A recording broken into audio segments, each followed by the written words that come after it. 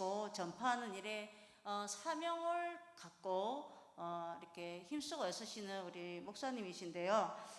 경상대학교에서 교육학을 전공하시고 고려신학대학원에서 목회학과 구약학을 전공하시고 지금은 대구 명덕교회 고신교단입니다. 예, 교육 디렉터로 이렇게 수고하시는 목사님이시고 세 자녀의 아빠이십니다. 그리고 미모의 사모님이 계십니다.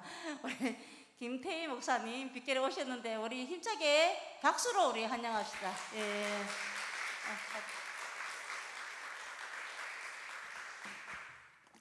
반갑습니다. 오늘은 구원에 관해서 여러분하고 말씀을 나누려고 합니다. 화면 보시면서 하나씩 살펴보도록 하겠습니다. 처음 시작하는 구원론이라고 했는데요. 제목을 이렇게 한 이유는 구원이라는 것이 어렵게 설명을 하려면 무한정 어렵게 설명할 수 있거든요. 대부분 어렵게 설명을 하는 것 같아요. 그래서 구원이 뭐냐 이렇게 물으면 우리가 구체적으로 대답을 못할 때가 많거든요. 오늘 여러분에게 말씀드리려고 하는 것은 구원에 관해서 가장 기초적인 부분이다 이렇게 생각을 하시면 되겠습니다. 여기 지금 이제 한 사람이 거의 이렇게 죽을 병에 걸려서 죽음을 앞두고 있는데요. 이 사람이 탁월한 의사의 수술을 통해서 이렇게 건강을 회복하게 되었습니다. 그러면 이 할아버지는 마음속으로 어떤 생각을 하시겠습니까? 이런 생각을 하겠죠. 내가 죽음을 이제 앞두고 있었는데 모두가 나에게 아무런 가능성이 없다고 했는데 도대체 의사가 나에게 어떤 일을 했길래 내가 이렇게 건강해진 걸까? 그런 의문이 있을 겁니다. 그죠? 거기에 더해서 죽어가던 나를 살려주신 하나님의 은혜가 너무 감사하다. 또 그런 마음이 있겠죠. 그죠? 우리 그리스도인들도 마찬가지입니다. 원래 우리는 죽음이라는 병에 걸려 있었어요. 죽음이라는 병. 그런데 우리가 하나님의 은혜로 말미암아 그 죽음이라는 병에서 건진받고 건강을 회복하게 되었습니다. 죽음이라는 병에서 회복되어서 영생을 소유하게 된 것이죠. 우리는 마땅히 어떤 생각을 가져야 하겠습니까?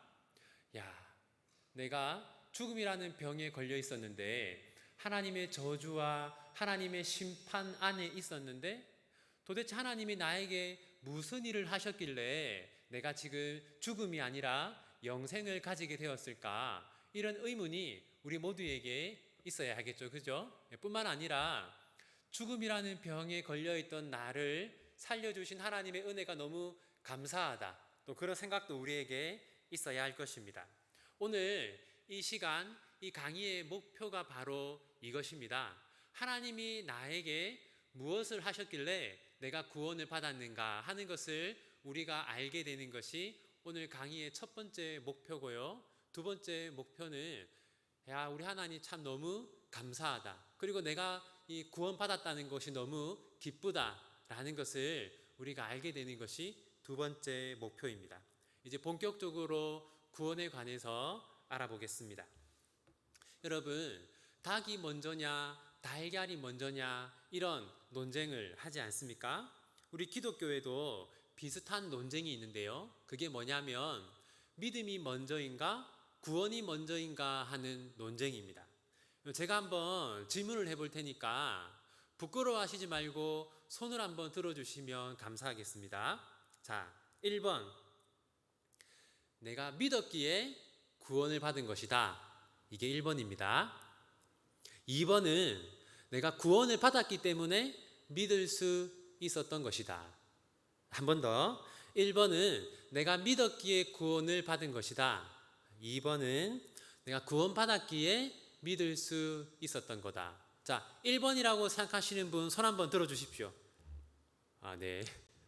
2번이라고 생각하시는 분. 네, 감사합니다. 정답은 2번입니다. 네, 여기 보시면 같이 한번 읽어볼까요? 시작.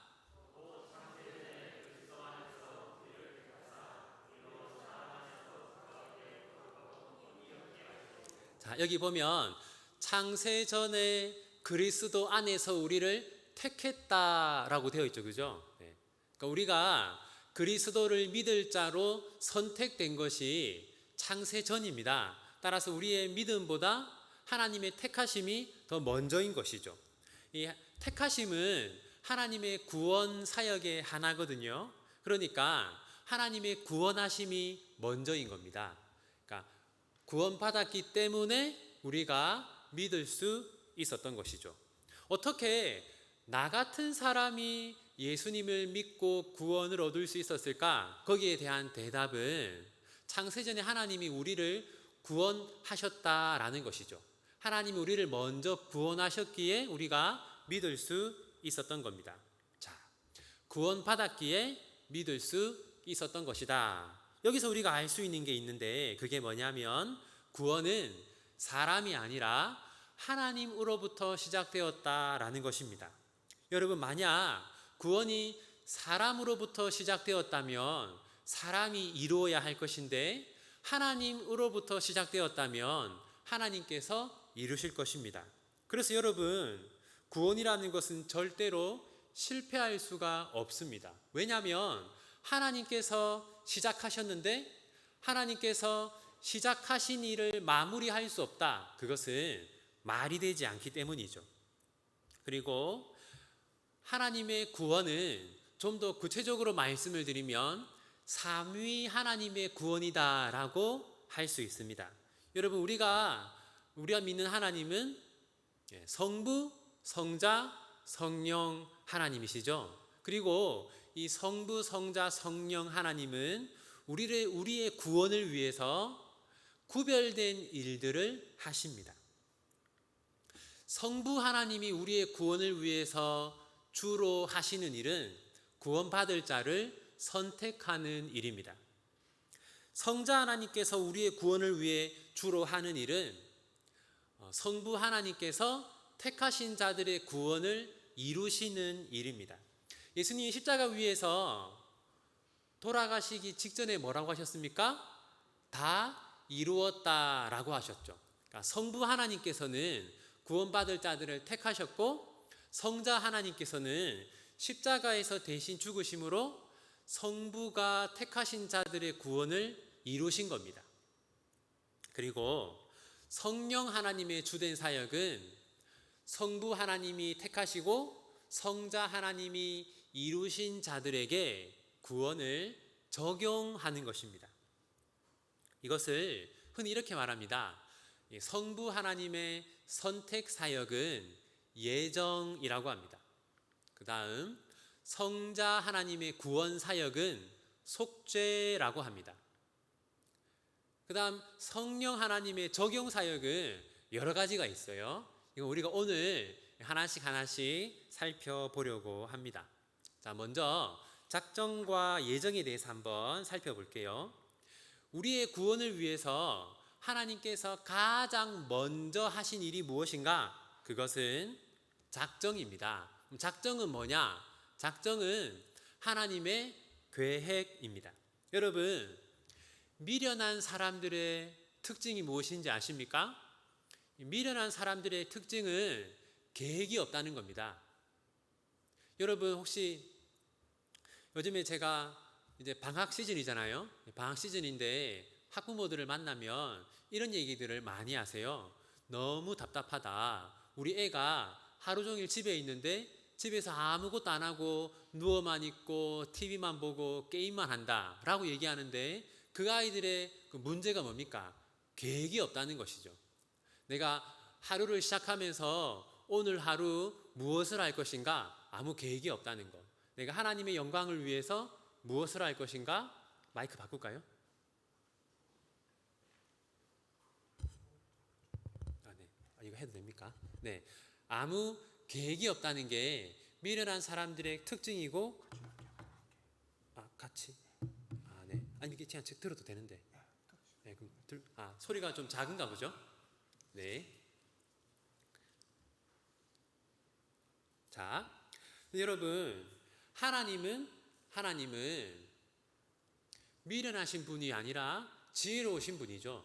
그래서 우리 하나님은 아무런 계획을 세우시고 그 계획에 따라서 일하십니다.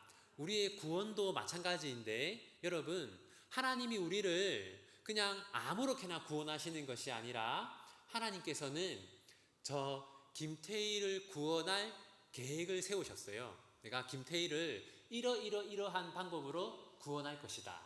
계획을 세우신 다음에 그 계획을 따라서 저를 그리고 여러분을 구원하십니다. 이것을 이러한 하나님의 계획을 작정이라고 합니다. 여기 보시면 여호와의 계획은 영원히 서고라고 되어 있는데 이 말은 하나님께서는 영원전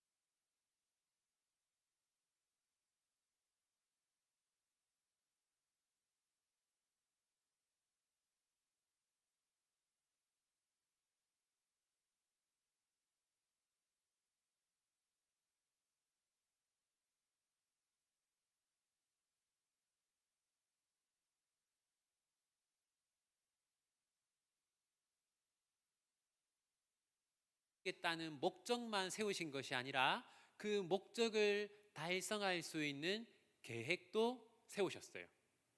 하나님께서 모든 것을 계획하셨기 때문에 하나님의 계획은 다 이루어지고 또 하나님께서는 모든 영광을 받으실 수가 있는 것이죠. 하나님의 계획을 작정이라고 한다고 말씀드렸는데 이 하나님의 작정 가운데 구원에 관한 것을 예정이라고 합니다. 자, 그래서 여러분 이제 우리가 구원의 서정을 살펴볼 건데 여기서 서정이라고 하는 것은 순서라는 뜻입니다. 그러니까 하나님께서 계획하셨으므로 거기에는 순서도 있겠죠. 그러니까 우리의 구원의 순서, 하나님이 우리의 구원을 계획하실 때 가장 먼저 하신 것은 작정과 예정입니다. 그러니까 예정, 우리의 구원을 계획하신 것, 이게 가장 먼저 있었던 일입니다. 성부 하나님께서 우리의 구원을 계획하셨다면 그 다음에 따라오는 일은 무엇이겠습니까? 이제 우리의 구원을 이루시는 일이겠죠. 그것을 속죄라고 합니다. 자, 성부 하나님께서는 우리의 구원을 예정하셨는데 이제 성부 하나님께서 우리의 구원을 이루시려면 우리가 가지고 있는 두 가지 문제를 해결하셔야 됩니다. 그럼 우리에게는 어떤 문제가 있었는가? 첫 번째는 우리가 죄인이라는 문제가 있습니다. 자, 우리가 죄인이기 때문에 우리는 하나님께 무엇을 받아야 합니까? 심판을 받아야 하죠. 두 번째는 우리가 율법을 다 지키지 못해서 의인이 아니라는 문제가 우리에게 있습니다. 우리가 의인이 아니기 때문에 우리는 어디에 들어갈 수 없습니까? 천국에 들어갈 수가 없죠. 하나님 곁에 갈 수가 없는 겁니다. 자, 그래서 예수님께서 이 두 가지 문제를 해결하셨어요. 첫 번째, 우리가 죄인이라는 문제, 그래서 우리가 심판을 받아야 하는 문제는 예수님께서 어떻게 해결하셨습니까? 우리가 받아야 할 하나님의 심판을 예수님이 대신 받으심으로 해결하셨습니다. 그 다음에 우리가 의롭지 않다는 것, 우리가 하나님 말씀대로 살지 않았다는 것, 우리가 율법을 다 지키지 않았다는 이 문제는 예수님이 어떻게 해결하셨습니까? 예수님이 율법을 다 지키시고 그 공로를 우리에게 전가하심으로써 해결하셨습니다. 예수님의 속죄 사역을 그래서 이렇게 크게 두 가지로 구분할 수가 있습니다. 첫 번째는 죽음, 두 번째는 순종입니다. 죽음은 뭐냐? 그러니까 예수님께서 십자가에서 죽으신 것은 우리가 받아야 할 심판을 예수님이 대신 받으신 죽음이다 라는 걸 여러분 기억하셔야 되고, 또 예수님이 사람으로 이 땅에 오셔서 하나님의 모든 율법을 다 순종하셨잖아요. 왜 그렇게 하셨는가? 우리가 다 순종하지 못하기 때문에 예수님이 우리 대신 순종하시고 그 공로를 우리에게 전가해 주시는 겁니다. 이것을 흔히 이중전가라고 말합니다. 그래서 우리의 죄는 누구에게 전가되었습니까? 예수님에게 전가되었죠. 이것을 구약 시대의 희생 제사가 잘 보여주었는데, 구약 시대에 양이나 염소나 소로 제사를 드리지 않았습니까? 그때 제사를 드리기 전에 이 제사를 드리러 온 사람이 한 가지 행동을 했습니다. 그게 뭐냐면 양이나 염소나 소의 머리에 손을 얹는 행동을 했어요. 그게 뭐냐면 이제 나의 죄가 너에게 전가된다라는 걸 보여주는 겁니다. 그것은 앞으로 오실 예수님이 우리의 죄를 뒤집어 쓰실 것을 미리 보여준 것입니다. 그리고 하나님이 우리를 의롭다고 하시는데, 왜 하나님은 우리를 의롭다고 하시냐면 예수님 때문에 의롭다고 하시는 겁니다. 그러니까 예수님이 이 땅에 사람으로 오셔서 모든 율법을 다 지키셨잖아요. 예수님이 왜 지키셨는가? 우리 때문에 지키신 겁니다. 율법을 다 지켜서 그 공로를 우리에게 전가해 주시려고 지키신 것이죠.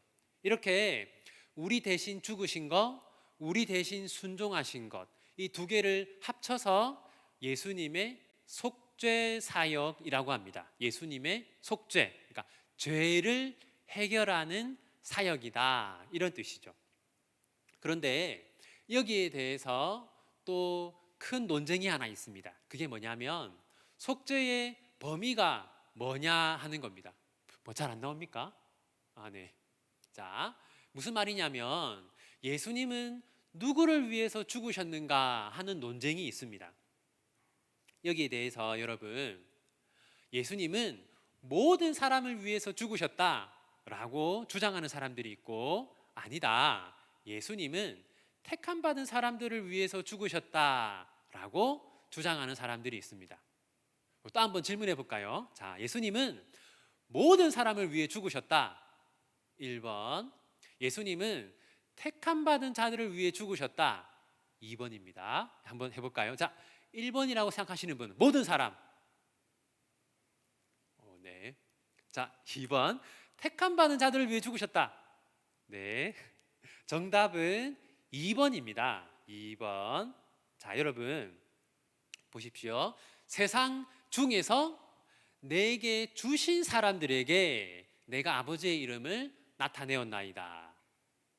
내가 그들을 위하여 비옵나니 내가 비옵는 것은 세상을 위함이 아니요. 그러니까 모든 사람을 위함이 아니요, 내게 주신 자들을 위함이니이다. 여러분 무슨 말이냐면 우리의 구원을 위해서 성부, 성자, 성령 하나님이 함께 일하신다고 했잖아요. 그죠?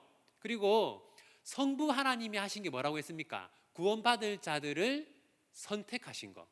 그러니까 예수님은 모든 사람을 위해 죽으신 게 아니라 성부 하나님께서 구원으로 택하신 자들을 위해서 죽으신 겁니다. 그러니까 성부 하나님의 예정하심과 성자 하나님의 속죄 사역은 연결되어 있는 거예요. 그러니까 예수님은 아버지의 뜻을 이루기 위해서 오셨잖아요. 그러니까 예수님은 성부께서 구원으로 예정하신 자들을 위해서 오신 겁니다. 다시 말해서 예수님은 우리를 위해서 오신 거예요.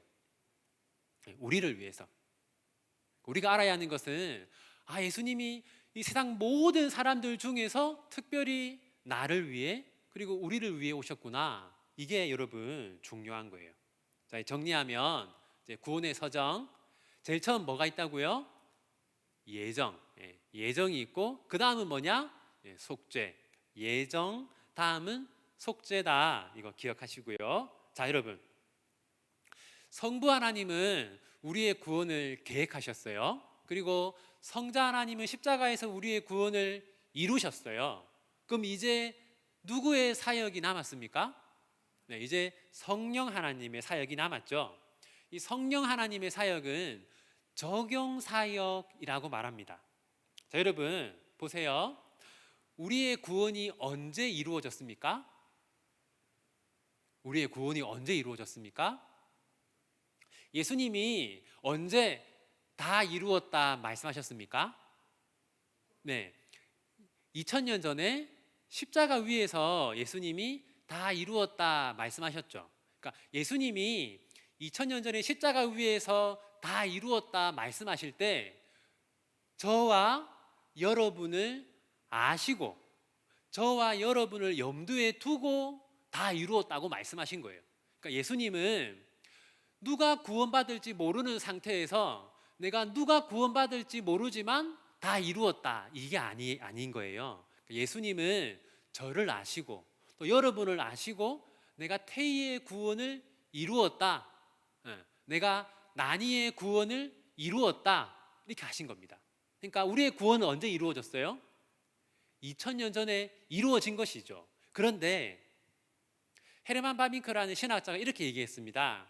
구원의 복은 한동안 하늘에 저장되어 있다가 하나님께서 계획하신 시간에 성령에 의해 적용된다. 예를 들어서 이제 여기 영천동부교회에 지난 주일날 새 가족이 왔어요. 와서 주일 설교를 듣고 이분이 이제 예수님을 믿게 된 거예요. 그럼 이제 지난 주일날 이 사람은 이제 구원이 적용된 거죠. 그러니까 구원이 적용된 건 지난 주일이지만 그 사람이 구원이 이루어진 건 언제입니까? 2000년 전 십자가에 선 거죠. 그리고 그 사람이 구원이 계획된 건 언제입니까? 창세 전인 것이죠. 예를 들니까 철수라는 사람이 지난 주일날 교회에 와서 예수님을 믿었다라고 하면 그 사람의 구원이 계획된 것은 창세 전이고 그 사람의 구원이 이루어진 것은 2000년 전 십자가 위에 서고 그 사람에게 구원이 적용된 것은 지난 주일인 것입니다. 그러니까 성부 하나님은 계획하시고 성자 하나님은 이루시고 성령 하나님은 적용하는 일을 하시는 것이죠. 이제부터 우리가 살펴볼 것들은 그러면 어떤 식으로 성부께서 계획하시고 성자께서 이루신 구원이 우리에게 적용되는가, 그걸 이제 지금부터 살펴보도록 하겠습니다. 먼저 부르심과 중생입니다. 자, 이거 한번 읽어볼까요? 시작.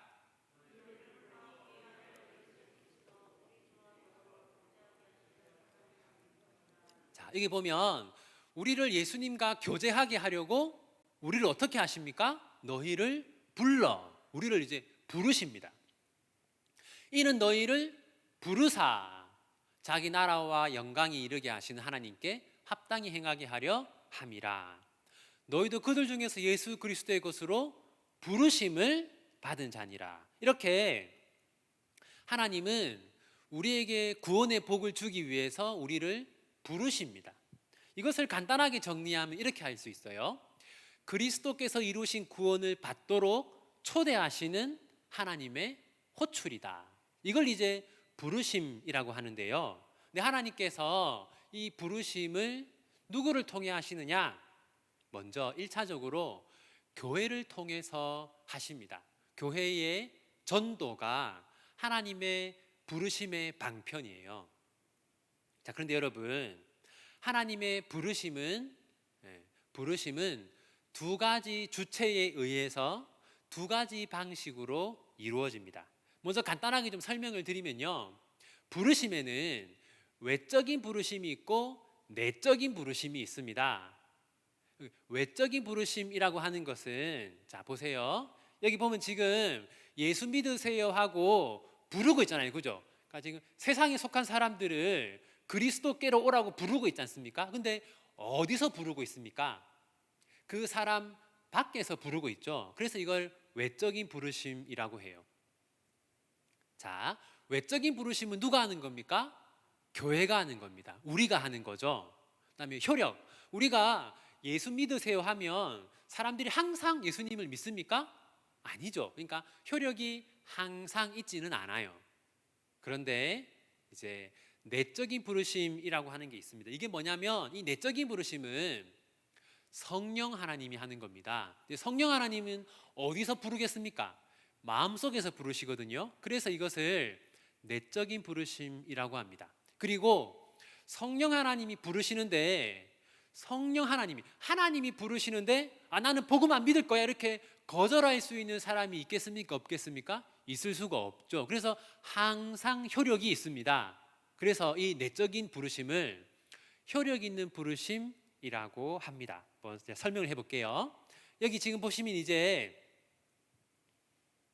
지금 이제 이분이 지금 이제 이 A라는 사람 그리고 B라는 사람에게 지금 복음을 전하고 있습니다. 그런데 여러분, 이 A라는 사람은 예수 믿으세요 했는데 싫어요 하고 그냥 가버렸어요.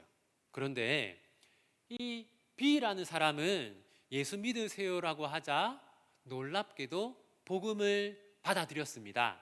자, 지금 이 교회가 신자가 전도하는 것은 외적인 부르심이라고 했죠, 그죠? 그러니까 지금 외적인 부르심은 A와 B 둘 다에게 임한 것이죠, 그렇죠? 그런데 A는 복음을 거절했어요. B는 복음을 받아들였습니다. 그 차이가 무엇인가? 이 B라는 사람 마음속에서는 그러니까 우리만 복음을 전하고 있었던 게 아니라 성령 하나님도 이 B라는 사람의 마음속에서 복음을 전하고 있었던 거예요. 따라서 A라는 사람에게는 외적인 부르심만 있었지만 이 B라는 사람에게는 외적인 부르심, 그러니까 우리가 복음 전하는 거, 그 다음에 내적인 부르심, 성령님이 복음을 마음속에서 전하시는 거, 둘 다가 있었던 것이고, 그렇기 때문에 B라는 사람은 복음을 받아들일 수가 있었던 것이죠. 예전에 제가 이제 진해에 있을 때, 제가 이 창원에 그쪽에 이제 10년 정도 살았었는데요. 이제 노방전도라는 걸 하고 있었어요. 이제 그 진해 골목골목에서 이렇게 막 전도지를 나눠주고 있었는데 키가 한 2m쯤은 되어 보이고 이렇게 덩치도 엄청 크고 얼굴도 이렇게 막 외모를 비하하는 게 아니고 이렇게 시꺼먼 진짜 무섭게 생긴 사람이 이렇게 걸어오는 거예요. 그러니까 저 이제 순간 제가 좀 머뭇거렸어요.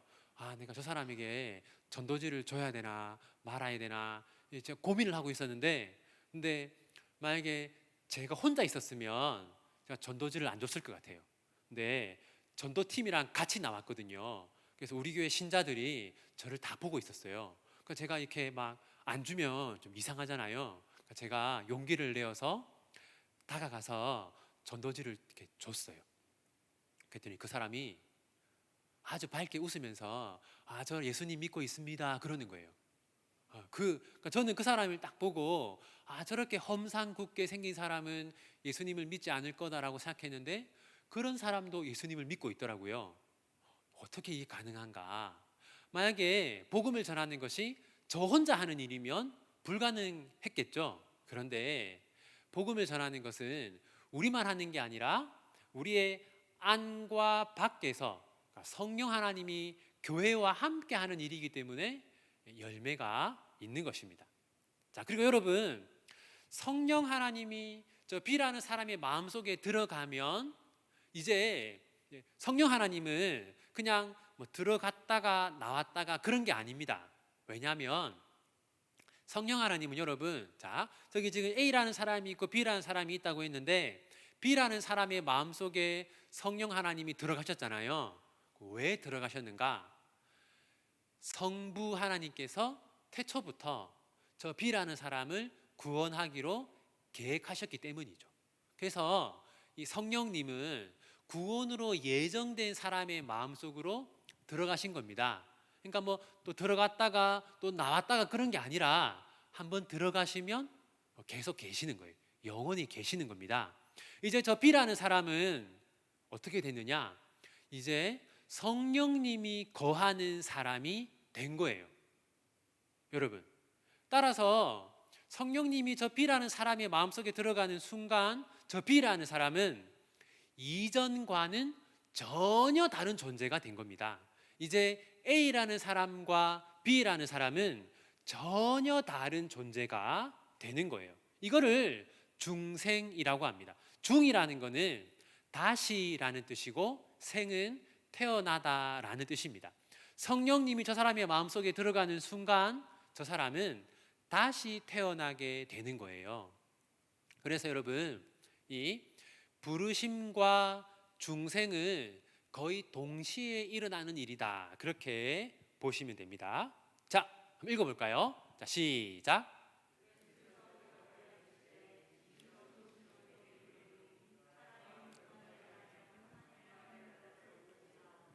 자, 여기 보면 거듭나야만 하나님의 나라를 볼 수 있다라고 말씀하시는데, 여기서 거듭난다라는 게 바로 중생을 말하는 겁니다.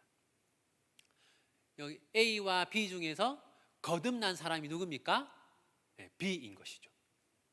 이것도 한번 읽어볼까요? 시작.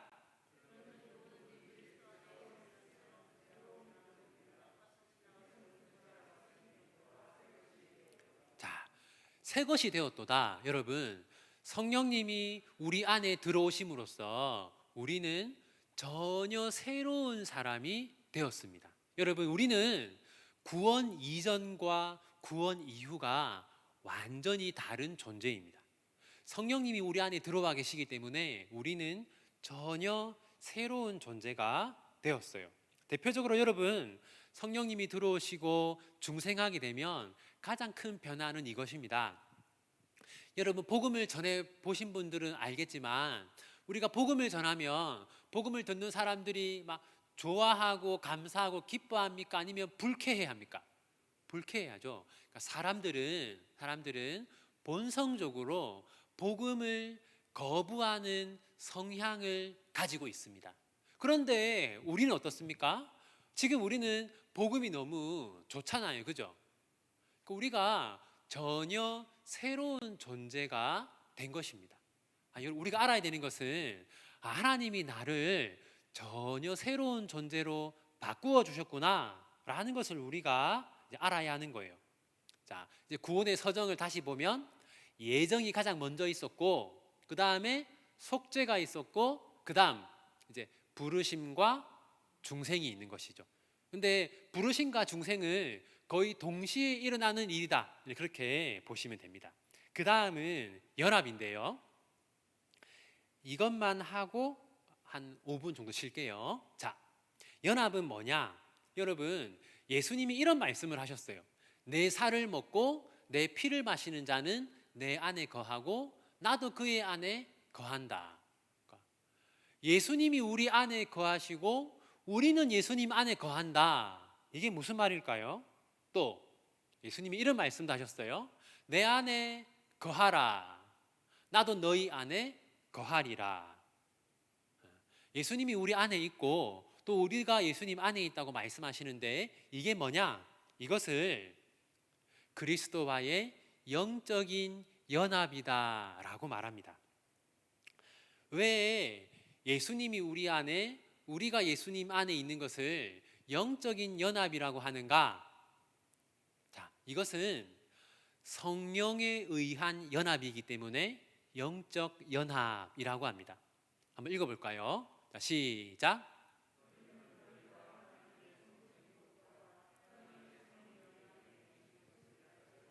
자, 여러분, 우리가 사도신경 고백할 때 예수님이 어디에 계시다고 고백합니까? 성부 오른편에 계신다라고 우리가 고백하잖아요, 그죠? 지금 성부 하나님과 성자 하나님은 하늘에 계시는 겁니다, 그죠? 따라서 예수님은 하늘에 계시고 우리 안에 계신 분은 누구입니까?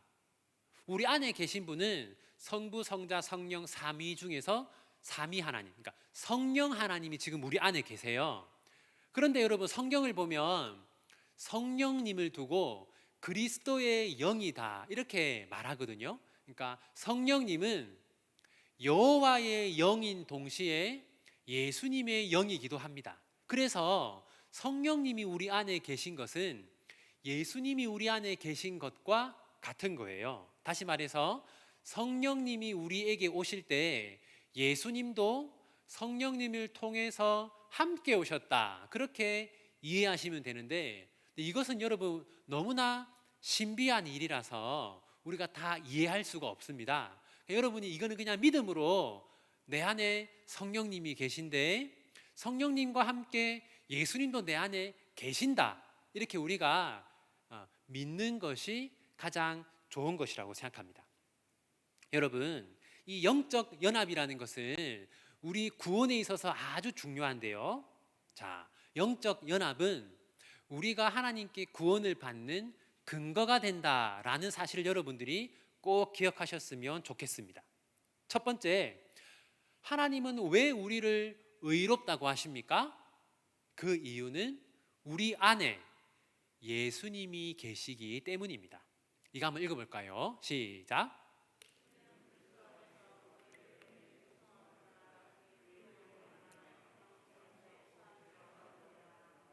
여기 보시면 죄사함을 받았다, 하나님이 우리의 죄를 용서해 주셨다라고 말하는데 그 이유가 뭡니까? 우리는 그리스도 안에서, 우리가 그리스도 안에 있기 때문에, 그러니까 우리가 그리스도와 연합되어 있기 때문에 하나님이 우리의 죄를 용서하셨다라고 말합니다. 따라서 영적 연합은 칭의의 근거인 것이죠. 하나님은 왜 우리를 거룩하게 만들어 주십니까? 우리 안에 예수님이 계시기 때문입니다. 읽어볼까요? 시작.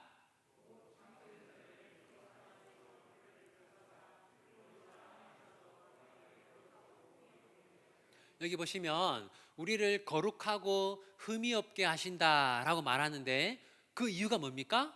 그리스도 안에서, 우리가 그리스도 안에 있기 때문에, 예수님이 우리 안에 계시기 때문에 우리를 거룩하게 만들어 가신다라고 말합니다.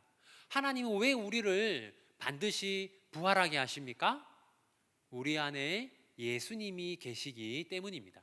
만일 우리가 그리스도와 함께 죽었으면 또한 그와 함께 살 줄을 믿노니, 우리가 그리스도와 연합되어 있기 때문에 우리는 반드시 부활할 것이다, 그렇게 말하는 것입니다. 자, 구원의 첫 번째 단계는 뭡니까? 우리의 구원을 계획하신 것, 그것을 뭐라고 하죠? 예정이라고. 예정이 가장 먼저고, 그 다음에 예수님께서 우리의 구원을 이루신 것, 그걸 뭐라고 합니까? 속죄라고 하고요. 이제 구원이 이루어졌으니까 구원을 적용해야 되는데, 구원을 적용하는 시작 단계는 뭐냐? 부르심, 중생, 연합입니다. 그러니까 여러분, 부르심과 중생과 연합은, 그러니까 성령님이 우리 안에 들어오시면서 동시에 일어나는 사건이에요. 부르심, 그러니까 성령님이 우리 안에 들어와서 우리를 부르시잖아요. 또 성령님이 우리 안에 들어오시니까 우리가 새로운 존재가 됩니다. 또 성령님이 우리 안에 들어오시니까 예수님도 오시는 것이죠. 그러니까 예정 다음에 속죄이고, 속죄 다음에는 부르심과 중생과 연합이 함께 온다. 이제 여기까지 여러분 기억하시고, 좀 피곤해 하시는 분들이 계신 것 같아서 잠시 쉬었다가 50분에 다시 시작할게요. 잠시 바람도 쐬고 물도 마시고 돌아오십시오.